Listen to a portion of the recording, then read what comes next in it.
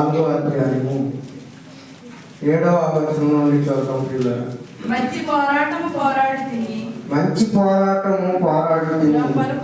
నా పరుగును కడముట్టించి తిని విశ్వాసమును కాపాడుకొంటిని. పౌలు గారు తిమోతికి తన ప్రియ కుమారుడిగా ఆత్మీయ కుమారుడు ఉన్న తిమోతికి అని ఉత్తరాన్ని రాస్తూ ఒక పత్రికను రాస్తూ, నేను మంచి పోరాటము పోరాడి తిని నా పరుగును కడముట్టించి తిని విశ్వాసమును నేను ఏం చేశాను, కాపాడుకున్నాను. ప్రియులారా, పౌలు గారు దేవుని కొరకు పరుగులు పెట్టినట్టుగా మనకి లేఖన భాగాల్లో మనం చూస్తున్నాం. యేసుక్రీస్తు వారిని గురించి ఆయన తెలుసుకున్న తర్వాత యేసును నమ్ముతున్న ప్రతి ఒక్కరిని హింసించి చాలా బాధలు పెట్టి హింసలకు గురి చేసి హింసకుడిగా దోషకుడిగా భయంకరమైన యేసుక్రీస్తు వారిని విశ్వసించే ఒక కరుడు కట్టిన మతోన్మాదిగా యేసుక్రీస్తు వారిని ఎవరైతే విశ్వసించి వెంబడిస్తున్నారో, ధర్మశాస్త్రం ప్రకారం నేను తప్ప వేరొక దేవుడు ఉండకూడదన్న నియమానికి కట్టుబడిన వాడిగా ఆయన చేసిన ఒక మహాభయంకరమైన వధ ఇంత అంతా కాదు. అంటే చిన్నపిల్లలు మొదలుకొని పెద్దలు, యవ్వనులు, వృద్ధుల వరకు యేసును విశ్వసించిన ప్రతి ఒక్కరిని ఆయన హింసించుకుంటూ మరణాల వరకు కొడుతూ ఆయన భయంకరమైన స్థితిలో స్త్రీలని చూడకోకుండా, పిల్లలని చూడకోకుండా ఒక కఠినుడిగా లేఖన భాగాల్లో మనకి కనబడుతూ ఉంటాడు. ఇలా ఒకానొక రోజు దమస్కు పట్టణానికి వెళ్ళి దమస్కు పట్టణం నుంచి తిరిగి వస్తున్నప్పుడు ఆయనకు ఆకాశంలో ఒక గొప్ప వెలుగు కనబడటం, ఆ వెలుగు చూసిన తర్వాత ఆ వెలుగుకు ఆయన ఆ కళ్ళు చూడలేకపోవటం అనేది, ఆ వెలుగును తీక్షణంగా చూడలేకపోవటం అనేది మనం చూస్తాం. ఎందుకంటే సొలొమోను దేవాలయాన్ని కట్టాలి అనుకున్నప్పుడు సొలొమోను కట్టిన దేవాలయంలోనికి అతి పరిశుద్ధ స్థానంలోనికి యాజకులు వెళ్ళి యాజకులు మరలా తిరిగి బయటకు వచ్చిన తర్వాత ఒక పెద్ద మేఘము అతి పరిశుద్ధ ఆ గుడార స్థలాన్ని ఆవరించింది. ఎప్పుడైతే ఈ అతిపెద్ద మేఘం ఆ గుడారాన్ని ఆవరించిందో, ఆ మేఘంలో నుండి వస్తున్న తేజస్సుకు యాజకులు సహితం ఏం చేయలేకపోయారంటే నిలవబడలేకపోయారు. అలాంటి తేజస్సునే మరలా చూశాడు అపోస్తలుడైన పౌలు గారు. ఇలా ఆ తేజస్సును చూసిన ఈ మహనీయుడు అక్కడ యాజకులు పరిశుద్ధ స్థలంలో ఎలా నిలవలేకపోయారో, ఆ తేజస్సును చూసిన ఈయన కూడా నిలవలేకపోయాడు. అందుకే ఆ కళ్ళు ఆయనకు పొరలు కమ్మి తాను సొమ్మసిల్లి పడిపోయినట్టుగా మనం లేఖన భాగాల్లో చూస్తాం. అంటే ఆ తేజస్సుకు మానవ నేత్రాలు సరిపోవు. ఆయన ఎక్కడో ఉన్న మహనీయుడు ఏదో ఒక మేఘాన్ని మాత్రమే ఆవరింపజేసి తాను చూపిస్తున్న ఆ వెలుగు, ఆ తేజస్సు, ఆయన మనం చూస్తున్న వాటిలో మిక్కిలి మెల్లనైన గుసగుస శబ్దం పాటిదే. దేవుడి గురించి మనం వింటున్నదంతా కూడా మనకి తెలియని 98% చాలా మనకి దేవుడి గురించి సరిగా తెలియదు. ఆయన తాను బయలుపరుచుకున్న సందర్భంలో ఎక్కువ శాతంగా మనకు తెలియదు. మిక్కిలి మెల్లనైన గుసగుస శబ్దం పాటిదే మనం వింటున్నదే బైబిల్లో ఉంది. అంటే దేవుడి గురించి మనం తెలుసుకుంటున్నది చాలా తక్కువ, తెలుసుకోవాల్సింది చాలా చాలా ఎక్కువ ఉంది. కనుక ఈ తేజస్సును చూసి ఈ మహనీయుడు పడిపోయిన తర్వాత నువ్వు ప్రవక్త దగ్గరికి వెళ్ళి నీ దేహాన్ని, నీ కళ్ళను, నీ కంటికొచ్చిన జబ్బును శుద్ధి చేసుకోమని ఆయన చెప్పిన తర్వాత అననీయ ప్రశ్నిస్తాడు, ప్రభువా ఇదేంటి, ఇంతమందిని నీ బిడ్డలు క్రూరంగా హింసించాడు, భయంకరంగా వదకు తాను తెరతీసిన ఒక మతోన్మాదిగా మనకు కనబడతాడు. అలాంటి వాడికి నువ్వు స్వస్థత ఏమంటున్నావేంటి, ప్రార్థించమంటున్నావేంటి, స్వస్థత ఏమంటున్నావేంటి అని అననీయ దేవుణ్ణి అడిగినప్పుడు అతడు నా నిమిత్తము ఎన్ని హింసలు పడటానికైనా నేను ఏర్పరచుకున్న ఒక సాధకం పౌలు ఎన్నైనా భరిస్తాడు, నా గురించి ఎలాంటి భారాన్నైనా భరిస్తాడు. నువ్వు వెళ్ళి ప్రార్థించి అన్నప్పుడు ప్రవక్త అయిన అననీయ దగ్గరకు వచ్చినప్పుడు అననీయ వెళ్ళి ఆ కళ్ళును ముట్టడం, ఆ కళ్ళు స్వస్థపరచబడిన తరువాత పౌలు గారు దేవుని కొరకు పెడుతున్న పరుగు అండ్ భూమి మీద మనుషులు ఇప్పటి వరకు మనం కూడా అందుకోలేకపోయే స్థితి, ఏ ఒక్కరు అందుకోలేకపోయారు. అలాంటి పరుగు అంటే మళ్ళీ రన్నింగ్ అనుకునేరు. మళ్ళా దేవుని యొక్క ఆ భారాన్ని తన భుజాల మీద వేసుకుని ఏ ఆత్మ నశించకపోవడం ఎలా తండ్రికి ఇష్టం లేదో ఆ తండ్రి భారాన్ని, శరీరాలను హింసించిన పౌలు ఇప్పుడు ఆత్మలను రక్షించడానికి ప్రయాసపడుతున్నాడు. ఒకప్పుడు భౌతిక సంబంధమైన ప్రతి శరీరాన్ని తెగనరికాడు. యేసును విశ్వసించిన వారు యేసు మాట నోటు వస్తే ఆ నాలుగును తెగనరికిన పౌలు ఇప్పుడు ఏం చేస్తున్నాడు అంటే శరీరాన్ని అయితే హింసించగలిగాడు కానీ ఆత్మలను రక్షించే ఒక భయంకరమైన భారభరితమైన సేవలోనికి వచ్చి పరుగు పెట్టడం ఆరంభించాడట. తిమోతికి ఉత్తరాన్ని రాస్తూ వృద్ధాప్య దశలో నేను మంచి పోరాటము పోరాడాను, పోరాటమే చేశాను, దేవుడి గురించి ప్రకటించడానికి నేను ఒక పెద్ద పోరాటమే చేశాను. ఏదో అరపరగా నాకున్న జల్సాలుగా ఇప్పుడంటే కార్లు, ఇప్పుడంటే ఇప్పుడు స్వార్థ చేసే వాళ్ళకి అందరికి చాలా ఈజీ అయిపోయింది.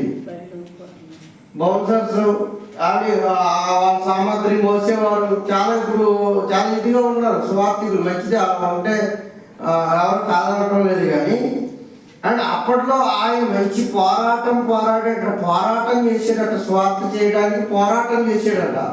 మనం ఈజీగా ఎక్కడైనా మీటింగ్స్ పెడితే కార్లు తాగి దిగి ఒక గంట మాట్లాడి మళ్ళా తిరిగి ప్రయాణమై ఈజీగా వచ్చేయగలుగుతున్నామేమో కానీ చాలా మంది రక్త చరిత్రల మీద కట్టబడిన సంఘం యేసుక్రీస్తుని హింసించారు. తాను వెంబడించిన శిష్యులను భయంకరంగా హింసించి నరికారు, రంపాలతో కోసారు, కాళ్ళు తెగ నరికారు, చేతులు తెగ నరికారు, తలక్రిందులుగా సిలువలు వేయబడ్డారు. భయంకరమైన హింసలు, ఆహారానికి కొలువ, జైలు జీవితాలను అనుభవించారు. ఇలా వారి జీవితాల మీద కట్టబడిందే దేవుడు తాను ఏర్పరచుకున్న సంఘం. ఈ సంఘంలో ఆత్మలను రక్షించాలన్న ఉద్దేశంతో తన పరుగును ఆరంభించిన మహనీయుడు రాస్తున్న లెటరు తిమోతికి రాస్తూ నేను మంచి పోరాటం పోరాడాను, దేవుడు నాకు ఇచ్చిన ఆయుష్కాలంలో నేను ఒక మంచి పోరాటం పోరాడాను. పోరాడటమే కాదు, నేను ఏదైతే రీచ్ అవ్వాలి దేవుల్లో అనుకున్నానో ఆ పరుగును కడముట్టించాను. ఆ పరుగు నేను ఏం చేశాను? కడముట్టించాను. కడముట్టించాడంటే ఖచ్చితంగా ఈయన పథకానికి అర్హుడేనా కాదా? అర్హుడే. ఏంటా పథకం అంటే జీవ కిరీటాన్ని నేను నీకు ఇస్తాను అన్నాడు. ఏం చేసుకుంటాం? అది ఏం చేసుకుంటాం ఏమో, దాని గురించి ఎందుకు అలా మాట్లాడాడో, ఆ జీవ కిరీటం ఏంటో, ఆ ఉన్నతమైన స్థితి ఏంటో మనం అక్కడికి వెళ్తేనే కానీ మనకు కూడా అర్థం కాదు. కనుక నాయన నువ్వు మంచి పోరాటం పోరాడావు, నువ్వు నీ పరుగును తుదముట్టించావు. బైబిల్ గ్రంథంలో ఇలా పరుగులు, ఆత్మల కొరకు పరుగు పెట్టిన వారిలో మళ్ళీ పిలుపు కనబడతారు మనకి. యేసుక్రీస్తు వారు కనబడతారు, యేసుక్రీస్తు వారు శిష్యులు కనబడతారు, ఆయన వెంబడిస్తున్న వారు కనబడతారు. ఈరోజు ఆత్మల సంపాదన కొరకు పరుగులు, భారాలు, కష్టాలు, సేవలు, శ్రమలు, అనుభవం కరువులు, ఇరుకులు, ఇబ్బందులు. ఈరోజు ఈ పరుగు, ఆ పరుగులో ఇవి ఎదుర్కొంటున్న వాళ్ళు తక్కువ. అవి ఎదుర్కోక తాము శాంతంగా వారు స్వార్థ చేస్తూ మేము స్వార్థ కొరకు పరుగులు పెడుతున్నాం అనుకున్న వాళ్ళు ఉన్నారు. స్వార్థ కొరకు పరుగుల్లో శ్రమలు ఉండాలి, స్వార్థ కొరకు పరుగుల్లో ఇరుకులు ఉండాలి, స్వార్థ కొరకు పరుగుల్లో ఇబ్బందులు ఉండాలి, స్వార్థ కొరకు పరుగుల్లో నలుగురు చేత నిందించబడాలి, స్వార్థ కొరకు పరుగుల్లో అనేక మాటలు మనం అనుభవించాలి, భరించాలి. నా నామాన్ని భరిస్తాడు. భరించాలి, ఏదైనా భరించాలి. ఈ నోరే మంచిది అంటది, ఆ నోరే చెడ్డది అంటది. వీళ్ళే దేవుడు అంటారు, వాళ్ళే దెయ్యం అంటారు. ప్రతి విషయాన్ని మేదేసుకుని పోవాలి. అండ్ ఏ విషయంలో వెనకడుగు వేసి వెనకతట్టు తిరిగేవారుగా ఉండకూడదు. అండ్ ఇలా తన పరుగులు ఏం చేశాడట? తుదముట్టించాడు. ఈరోజు క్రైస్తవులుగా మన మీద ఉన్న బాధ్యత కూడా పౌలు గారు ఎలా పరుగును తుదముట్టించాడో మనం కూడా అలాగే మంచి పోరాటం పోరాడి మన పరుగును ఏం చేయాలట? తుదముట్టించాలి. కానీ దీనికి క్వైట్ డిఫరెంట్గా రాజుల 2వ గ్రంథంలో, రాజుల 2వ గ్రంథం 5వ అధ్యాయం గెహజీ కనబడతాడు. ప్రియులారా, మనం చూద్దాం ఒకసారి. రాజుల 2వ గ్రంథం 5వ అధ్యాయం, రాజుల 2వ గ్రంథం 5వ అధ్యాయం 20వ వచనం చూద్దాం. అంతటా దైవజనుడైన ఎలీషాకు సేవకుడగు గెహజీ సిరియనుడైన ఈ నయమానును తీసుకొని వచ్చిన వాటిని అంగీకరించుటకు నా యజమానికి మనసు లేకపోయిను. కానీ యెహోవా జీవముతోడు నేను పరిగెత్తుకొని పోయి అతనిని కలుసుకొని అతని యొద్ద ఏదైనాను తీసుకొందునని అనుకొని నయమానును కలుసుకొనుటకై పరుగులు పెడుతున్నాడు. అక్కడికి ఎవరు ఈ గెహజీ అంటారా? ఎలీషా గారి కింద శిష్యరికం చేస్తున్న ఒక శిష్యుడు, ఎలీషా గారి శిష్యుడు. నయమాన్ అనే సైన్యాధిపతి, సిరియా సైన్యాధిపతికి కుష్ఠరోగం వచ్చింది. ఈ సిరియా సైన్యాధిపతికి వచ్చిన ఈ కుష్ఠరోగాన్ని వదిలించాలి. అప్పుడు కుష్ఠరోగం వస్తే ఊరు బయట ఒక గిన్నె, ఒక స్థలము పడుకోవడానికి అన్ని సెపరేట్ అనమాట. ఎందుకంటే ఇది అంటువ్యాధి, భయంకరంగా అందరికీ ఇది సోకితే మళ్ళీ దీని బారిన పడితే అప్పటికి దీనికి మెడిసిన్ లేదు. అలా భయంకరమైన స్థితిలో ఒక సైన్యాన్ని నడిపించే ఒక నాయకుడికి ఆ కుష్ఠరోగం వచ్చింది. కుష్ఠరోగం వస్తే ధర్మశాస్త్రం ప్రకారం కడగబట్టాలి. కానీ కుష్ఠరోగం వచ్చిన వాడు సైన్యాన్ని నడిపించడానికి కుదరదు. సైన్యాన్ని నడిపించడానికి లేకపోతే రాజ్యం బలహీనపడిపోతుంది. కనుక రాజ్యభారం అంతా నయమాను మీద ఉంది. కనుక సిరియా సైన్యానికి ఈయన సైన్యాధిపతిగా ఉన్నాడు. కనుక ఈయనకు కలిగిన ఈ కుష్ఠరోగాన్ని తీయించాలి. ఎందుకంటే రాజ్యం బలహీనమైపోతుంది. కనుక ఎక్కడ తెస్తారా అని అన్ని తిరగని చోట అంటూ లేదు. తిరిగి తిరిగి తిరిగి తిరిగి ఆఖరిగా దైవజనుడు అప్పుడు ఉన్నాడు. ఆయన ఎవరు? ఎలీషా. ఆ దైవజనుడి దగ్గరికి వెళితే ఆ నోట విని ఆ దైవజనుడి దగ్గర, ఆ ప్రవక్త దైవజనుడు ఉన్నాడు, ఆయన దగ్గరికి వెళితే ఏమవుతుంది? నీకు వచ్చిన కుష్ఠరోగం స్వస్థత వస్తుంది అని చెప్పాడు. అని తెలుసుకున్న తర్వాత సిరియా సైన్యాధిపతి కానీ ఎలీషా గారి దగ్గరికి బహుమానాలతో, పరివారంతో తన సైన్యాన్ని వెంటబెట్టుకుని ఎలీషా గారి దగ్గరికి వచ్చినప్పుడు ఎలీషా ఏమని చెప్తారంటే, నువ్వు యోర్దాను నదికి 7 మార్లు మునిగితే నీ దేహము పసిపిల్ల దేహం వంటిది అవుతుంది. అంటే నీ రోగం పోద్ది, నీ శరీరానికి వచ్చిన కుష్టి తొలగిపోద్ది అని చెప్పిన తర్వాత, అయ్యో ఇదేంటి ఈ సిరియా ప్రాంతంలోను యోర్దాను నదీ తీరాల్లో చాలా మంచి మంచి నదులు ఉన్నాయి కదా, వాటిల్లో ఒకసారి 12వ వచనం చూద్దాం. నదులు దమస్కు నదులైన 12వ వచనం, దమస్కు నదులైన అబనాయును పర్పరును ఇశ్రాయేలు దేశంలో నదులన్నిటికంటే శ్రేష్టమైనవి కావా. నన్ను యోర్దాను అనే ఈ నదిలో చేయమంటాడేంటి? నేనేమో సైన్యాధిపతిని, ఒక రాజ్యాన్ని, ఆ రాజ్యభారాన్ని నా మీద వేసుకుని నేను ముందుండి నడిపిస్తున్నా కమాండర్ని. ఒక కమాండర్ అయినా నన్ను ఈ చిన్న నదిలో మనం అంటాడేంటి? పెద్ద పెద్ద నదులు ఉన్నాయి కదా, నా స్టేటస్కి తగ్గట్టు చెప్పొచ్చు కదా అని కానీ ఆయన చెప్పిన మాటకు ఈయన కాస్త వెనకడుగు వేసి తిరిగి వెళ్ళిపోయాడు. మనం కూడా అప్పుడప్పుడు మీరు ఇలా చేయండి అమ్మా, ఉపవాసాలు ఉండండి అమ్మా, కన్నీటి ప్రార్థన చేయండి అమ్మా, మీరు ఇలా ఉంటేనే దేవుడు కార్యం చేస్తాడమ్మా అన్న మన వాళ్ళకి చాలా ప్రమాదమే, మామూలు ప్రమాదం కాదు. ఇలా ఉంటే దేవుడు మనల్ని కీడు నుంచి తప్పిస్తారంట, ఇలా ఉంటే మనం రక్షిస్తారంట, ఇలా చేయటం వల్ల మనము ఆపదలను గట్టెక్కుతామంట అని చెప్పిన ప్రమాదమే. వీడు కూడా అలాంటిడే, నయమని కూడా. ఎందుకంటే ఒక కమాండర్తో మాట్లాడుతున్నాడు ఎలీషా దైవజనుడు. పూర్వకాలపు ప్రవక్తలందరూ ఎలా ఉంటారంటే, అండ్ ప్రవక్త అంటేనే అసలు ఎంత అధికారులైనా హెచ్చరిక చేసి మీరు తప్పు అయితే తప్పు అని నిలబడిన ప్రవక్తలు. బైబిల్ అంతా మీరు జరగండి అండ్ బైబిల్ అంతా మీరు జరిగేస్తే ఏమైనా ఉంటుందంటే, ప్రతి ప్రవక్త రాజుల దగ్గరికి వెళ్ళి నిలబడి నువ్వు చేస్తున్నది తప్పు అనేవాడు. ఏలియా అండ్ హేరోదు దగ్గరికి వెళ్ళి బాప్తిస్మం ఇచ్చి యోహాను. మీరు ఇలా ప్రవక్తల జాబితా అంతా చూసుకోండి. ప్రవక్తల జాబితాలో ఇర్మియా అండ్ హబక్కూకు, యెషయా గారు, మీరు ఇలా ప్రవక్తలందరూ చూస్తే రాజుల దగ్గరికి వెళ్ళి వ్యతిరేకించి అది కూడా ప్రవచించి మాట్లాడారు. ఇగో మీరు చేస్తున్నది తప్పు కనుక ఒక దైవజనుడిగా అని ఈయన ఈ రోగాన్ని పోగొట్టుకోవడానికి ఈ దగ్గరికి వెళ్ళినప్పుడు సరే ఏదో చెప్పాడు కదా చేస్తాం అన్న స్థితిలో లేడు. వేరే ఒక మంచి నదులు ఉన్నాయి కదా అటులోకి పోదామని అన్న ఆలోచనలో ఉన్నాడు. సరే ఏదేమైనప్పటికీ మరలా తన మనసును మార్చుకున్నాడు. ఎవరు సలహా ఇస్తే పక్కన ఉన్న సైనికులు అండ్ వీటికంటే చట్ట నదుల్లో మనం ఏదైనా చేయమా కనుక ఇది ఒక్కసారి ట్రై చేయొచ్చు కదా అని ఆమెకు అడ్వైజ్ ఇచ్చేవాళ్ళు ఉంటారు కదా. అన్నీ ప్రయత్నించి ఒకసారి ప్రయత్నించండి చివరి దశగా అని అడ్వైజ్ ఇచ్చారు. ఆఖరిగా ప్రయత్నించాడు, వెళ్ళాడు. 7 సార్లు మునిగాడు యోర్దాను నదిలో.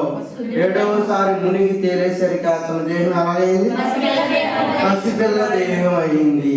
ఇప్పుడు ఏం చేయాలి? దైవజనుడైన ఎలీషాకు కానుకలు పట్టుకెళ్తున్నాడు. అండ్ కానుకలుగా రాచమర్యాద కానుకలు అంటే ఎలా ఉంటే మామూలుగా ఉండవు. కానీ ఈ కానుకలన్నీ పట్టుకెళ్ళి ఎవరికి ఇవ్వాలనుకున్నాడు? ఎలీషా గారికి ఇవ్వాలనుకున్నాడు. ఎలీషా గారికి ఇవ్వాలనుకున్నప్పుడు ఎలీషా సున్నితంగా తిరస్కరించాడు.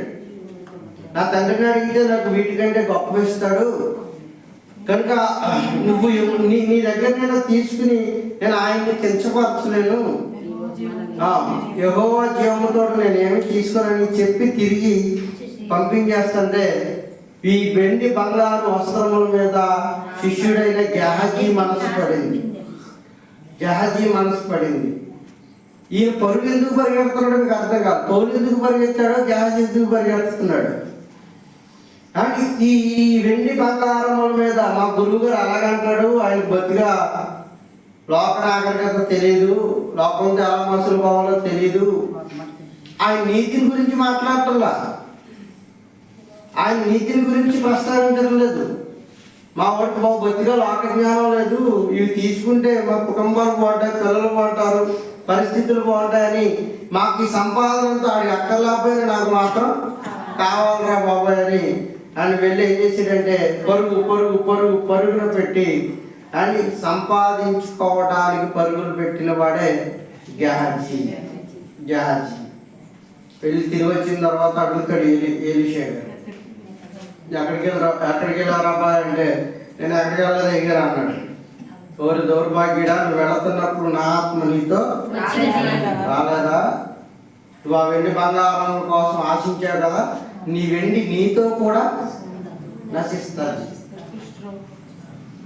ఏ నయమాన్ని కుష్ఠరోగాన్ని పోగొట్టాడో ఎలీషా గారు, వేటినైతే ఆశించి వెళ్ళాడో ఆ కుష్ఠరోగం మళ్ళీ ఎవరికి వచ్చింది?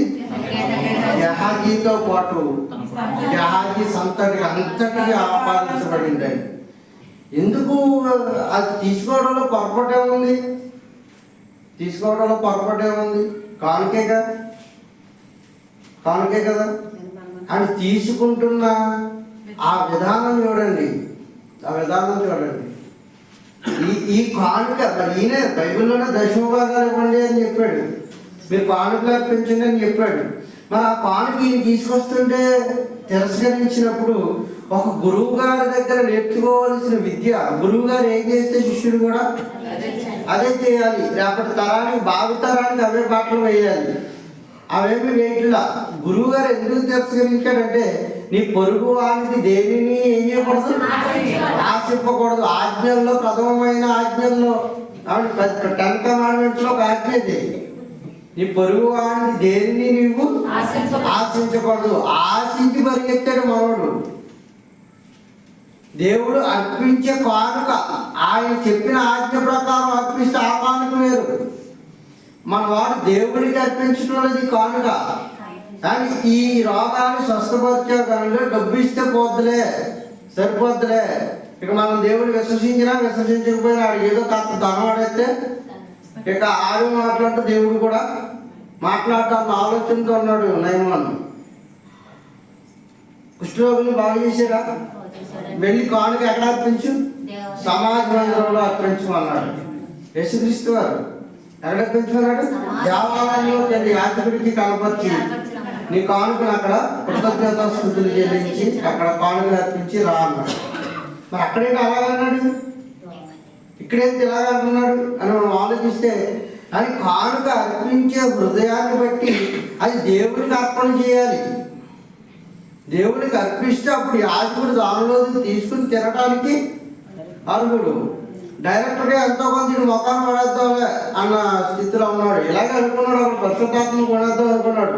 మీ దగ్గర పరిశుద్ధాత్మ అనే వరం ఉంది కదా, పరిశుద్ధాత్మ అనే వరాన్ని చాలా ద్రవ్యం పట్టుకెళ్ళి పౌలు అని బర్నబాల దగ్గర పెట్టి, ఈ పరిశుద్ధాత్మ అనే వరాన్ని క్షమించండి పేతురు యోహాను దగ్గర పెట్టి, ఈ పరిశుద్ధాత్మ అనే వరాన్ని ఈ ద్రవ్యం తీసుకుని నాకు ఇవ్వండి అని అడిగాడు.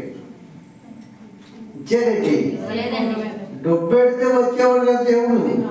హృదయాన్ని అర్పిస్తేనే ఆయన మనకు దాసోహం అవుతాడు.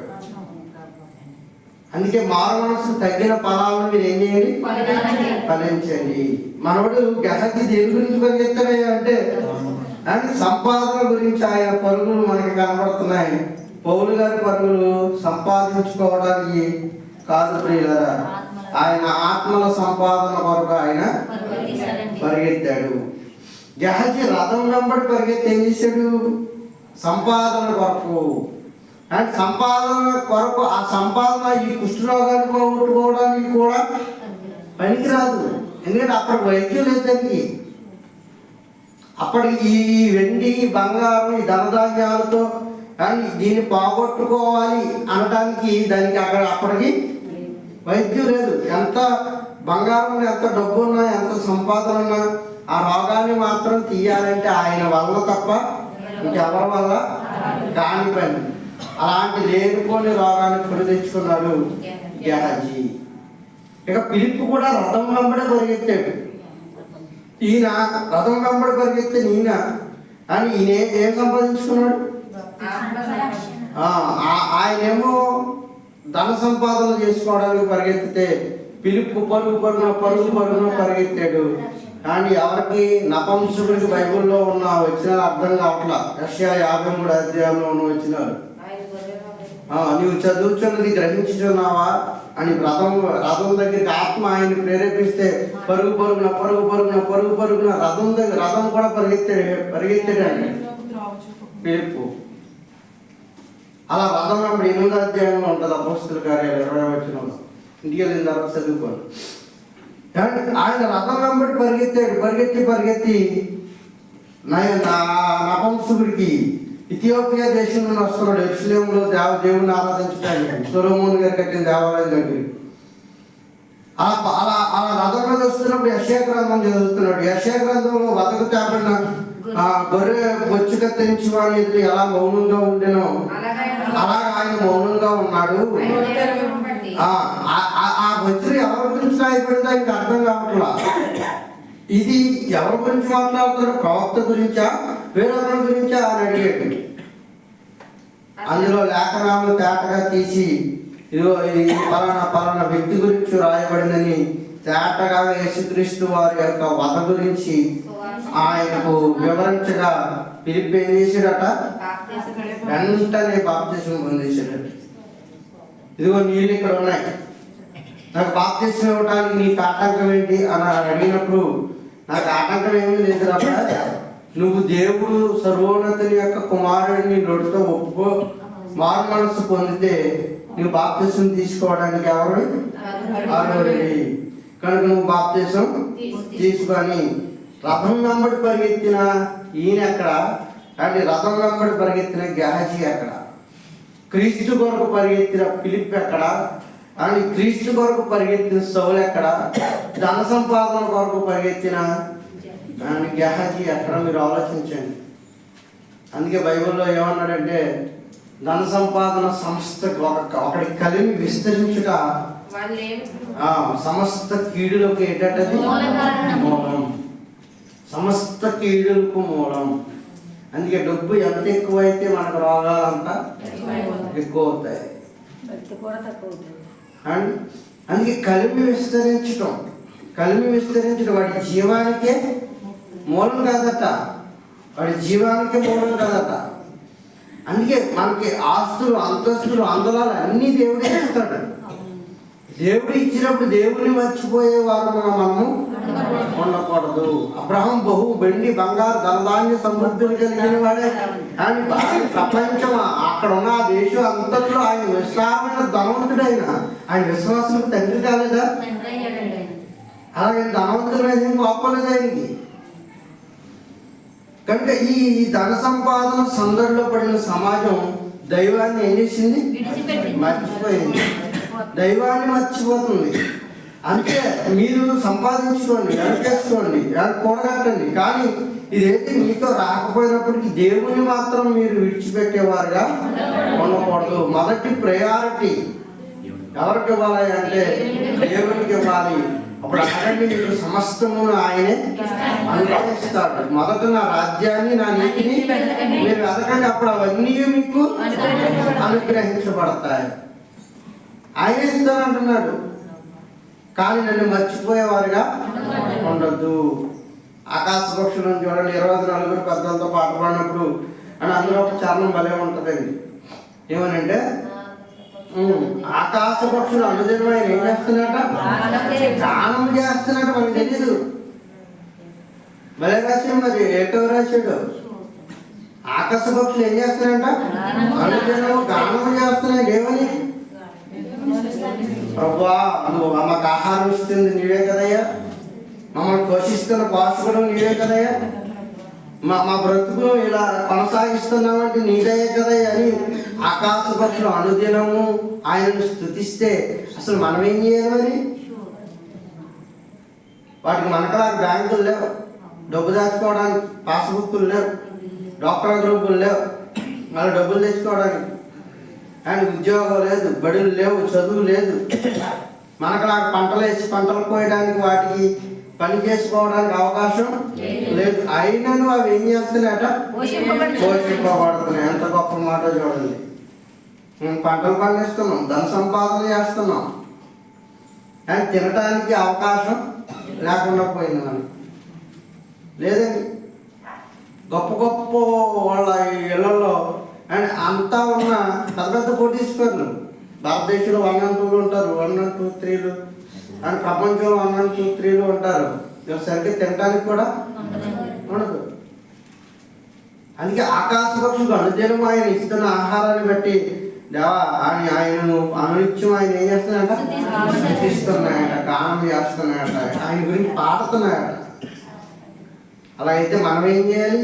పడుకున్నప్పుడు, నుంచున్నప్పుడు, లేచేటప్పుడు, నడిచేటప్పుడు దేవుని నామస్మరణతో మారుమోగకూడదా? మనకి దేవుడు ఎప్పుడు గుర్తొస్తాడా అంటే శనివారం సగం మంది, మిగతా వారికి ఆదివారం మరి సగం మంది. ఈ మధ్యలో దేవుడు ఎక్కడైనా కనపడ్డాడంటే అమ్మో, ఈ మధ్యలో ఒక్కసారి మనం మీ దేవుని గుర్తు చేసుకున్న సందర్భాలు ఎన్ని ఉన్నాయని రోజులో ఒక్కసారి రాసుకుని చూడండి, ఎక్కడ కనపడదు మనకి. కానీ ఆకాశ పక్షులు రాసుకోమనండి, పేపర్ ఖాళీ ఉండదు. వాడి అనుక్షణం ఆయనను గానం చేస్తున్నాయట.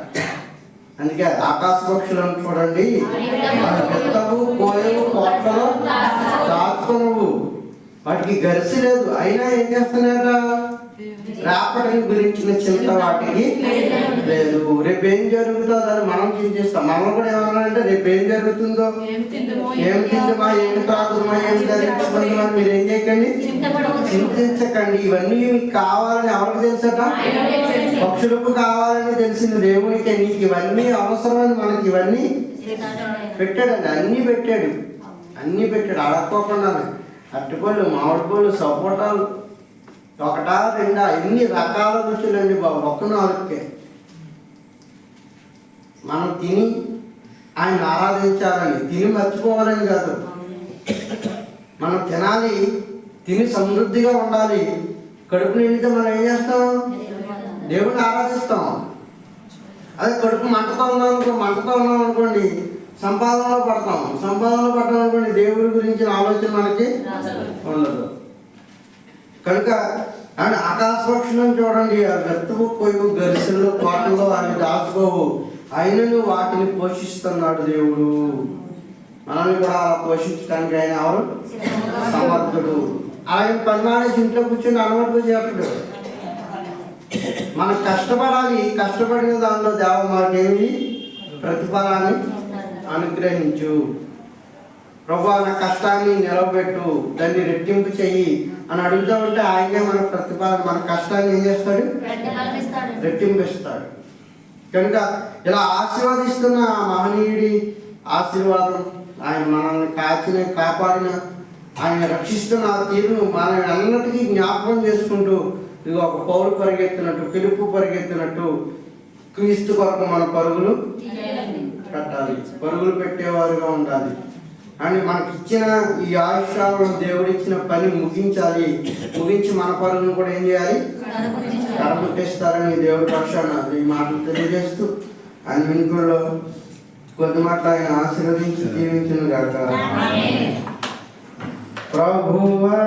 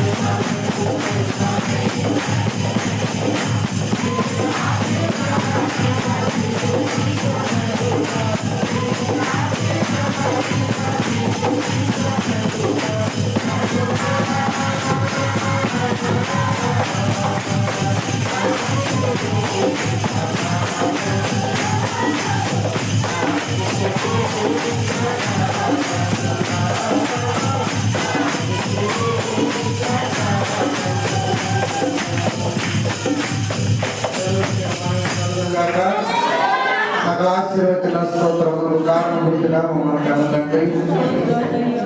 దేవాధితులైన వారంతా కూడా తండ్రి నీ ఆత్మతో సత్యంతో ఆరాధించి నీ లేఖన భాగాల్లో ఇసుకొని మార్పులు మేము ఆలోచించినప్పుడు ప్రభావ మా పరువు కరకు తీర్చాలని బ్రతుకుట క్రీస్తు కొరకే చావైతే లాభమనే వారముగా మా విశ్వాస జీవితాలు మెరుగుమైన పరుచుకొని ప్రభా ఆత్మల సంపాదన కొరకు పరుగులు పెట్టేవారు కానీ ఇక్కడైనా మమ్మల్ని అందరినీ మలచండి. ప్రభా ఇదో మా పనులను చేసుకుంటేనే ఆత్మ సంపాదనలో ఆది భాగస్థులు కావడానికి మీ సహాయ సహకారం నాకు అందిస్తారని సంఘాన్ని అభివృద్ధి చేయండి. నానాటికి విస్తరింప చేయండి. అనేక జనాంగాన్ని దేవాలయానికి నడిపించమని అడుగుతున్నాం.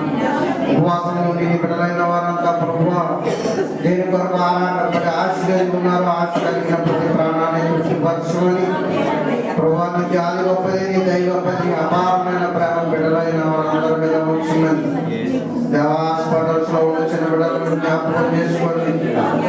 ప్రభావితం బిడ్డల కొరకు ప్రార్థిస్తున్న బిడ్డ కొరకు ప్రభు మళ్ళా మీ చేతులకు అప్పగిస్తున్నామని ప్రభా నీ ఆదరణ చూపించింది.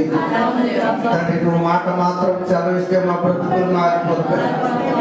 తండ్రి నువ్వు తలుచుకుంటే ఎంతసేపు ఒకసారి నీ దండం బిడ్డ మీద చూపించి ప్రభా నిశ్చితమైతే తండ్రి లేవనెత్తమని అడుగుతున్నాం. ప్రభా డాక్టర్లు సహితం ఆశ్చర్యపోయి ఆశ్చర్యమైన కార్యాన్ని ఆ బిడ్డలను సాగించమని అడుగుతున్నాను. నీ జాతి గొప్పది నీ దయ గొప్పది ప్రభా. తల్లిదండ్రులు ఒకవేళ అనగలేక ఉన్నారేమో, వారి విశ్వాస జీవితం సరిపోవటం లేదేమో, ప్రభా బిడ్డ కోసం ప్రార్థిస్తున్న అనేక ప్రార్థనలు మీరు ఆలకించండి. ప్రభా బిడ్డలు రోధిస్తున్నారు, ప్రభా కన్నీరు విడిచి అడుగుతున్నారు. కన్నీటి ప్రార్థనకు ప్రతిఫలాన్ని అనుగ్రహించమని అడుగుతున్నారు. దేవ రోగాల బారిన పడిన వాళ్ళు ఉన్నారు. ప్రభా విజయవాడలో ట్రీట్మెంట్ తీసుకుంటున్న మరొక చిన్న బిడ్డ ప్రభావితమైన క్యాన్సర్ వ్యాధి నుండి బయటపడేసి ప్రభావితమైన మరలా మరొక విలువైన నూతనమైన ఆశ్చర్యమైన కార్యాలు సాగించారు. మరలా పూర్తిగా దాన్ని తొలగించడానికి వైద్యం కోసం మీ బిడ్డలు ప్రార్థించమని ప్రభు అడిగినప్పుడు వాళ్ళు కూడా ఆశీర్వదించండి, కాపాడండి. ప్రభావితమైన చిన్న బిడ్డలు భయంకరమైన రోగాలను చూస్తామని మీ లేఖనాలు సెలవించినట్టుగా ఇదిగో రామాలు అంగలార్పులు వినబడతారని ప్రభావి ప్రవచనాలు మాట్లాడినట్టుగా ప్రభావితమైన అంగలార్పులు వినబడుతున్నాయి. అయ్యా ప్రభా చిన్న బిడ్డలను బట్టి రోధిస్తున్న తల్లి కుటుంబాలు రక్త సంబంధికులు గ్రామాలు వినబడుతున్న అంగలార్పులు ఇదిగోనైనా వాటిని ఆపమని అడుగుతున్నాను. ఆపగలిగిన సమర్థుడు ప్రభా సమస్తానికి ఆధారభూతులు ఉన్నాయి. ప్రభా ఇదిగో నిశ్చితమైతే ఇతర బిడ్డలు లేవనెత్తి ఈ సన్నిధానంలో గొప్ప సాక్షులుగా నిలబెట్టమని అడుగుతున్నాను. ప్రభా ఇదిగోనైనా దీనులు మలుపులు అభాగ్యులు నా దీన ప్రార్థన ఆలకించిన ప్రార్థనకు ప్రతిఫలం ఇస్తారని ఆశిస్తూ ఇప్పుడు వచ్చిన బిడ్డలందరినీ జ్ఞాపకం చేసుకోండి. బిడ్డలందరి ప్రభా ఏ ఆశ కలిగి ఉపవాసాలను ప్రార్థించారు. ఆశ కలిగిన ప్రతి ప్రాణానికి గొప్ప ఆశ్చర్యమైన కార్యాలు చేస్తారని ఆశిస్తూ కార్యక్రమం చేస్తున్న మా కుటుంబాన్ని కూడా మీ చేతికి అప్పగించుకోండి. పది ప్రార్థన వేసు అని నామంలో అడిగి వేడుకొని ప్రార్థిస్తున్నాను మా పరమ తండ్రి. ఆమేన్. ఆమేన్. ఆమేన్. అందరికీ వందనాలు.